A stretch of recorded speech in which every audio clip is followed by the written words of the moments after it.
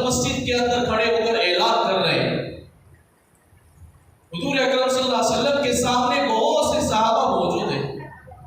ایک مرتبہ اللہ کے نبی صلی اللہ علیہ وسلم نے کھڑے ہو کر اعلان کیا ہے کوئی اس آدمی، یعنی ایک مسافر تھا. حضور صلی اللہ علیہ وسلم نے فرمایا ہے کوئی آدمی اس کا مہمان نوازی کرنے والوں. حضرت علی کھڑے ہو گئے. حالانکہ اللہ کے نبی صلی اللہ علیہ وسلم کو معلوم ہے کہ حضرت علی کے گھر میں 3 دن سے زیادہ چولہا نہیں سلک رہا. آپ غربت کی زندگی گزار رہے ہیں، آپ کے پاس کھانے اور پینے کے لیے کچھ نہیں ہے، پھر بھی حضرت علی کھڑے ہو. غربت کی زندگی میں بھی حضرت علی کھڑے کہ میں اس کی مہمان نوازی کروں گا. اللہ کے نبی بیٹھ جاؤ. حضرت علی فرمایا بیٹھ جاؤ، اور پھر فرمایا کہ ہے کوئی اس کی مہمان نوازی کرنے والا. پھر حضرت علی فوراً کھڑے ہو گئے. پھر اللہ کے نبی نے حضرت علی کو بٹھا دیا. پھر فرمایا تو حضرت علی کھڑے ہو گئے.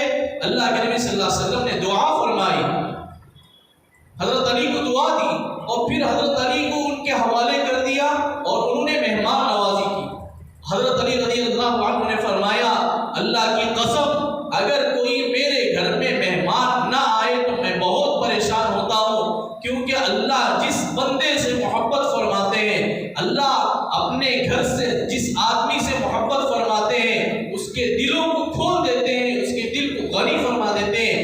غربت کی زندگی میں بھی وہ مہمان نوازی کر بیٹھتا ہے. حضرت علی فرماتے ہیں جس دن میرے گھر میں مہمان نہ ہو میں پریشان ہو جاتا ہوں کہ کہیں آج اللہ مجھ سے ناراض نہ ہو. غربت کی زندگی میں بھی انہوں نے یہ سنت کو اپنایا.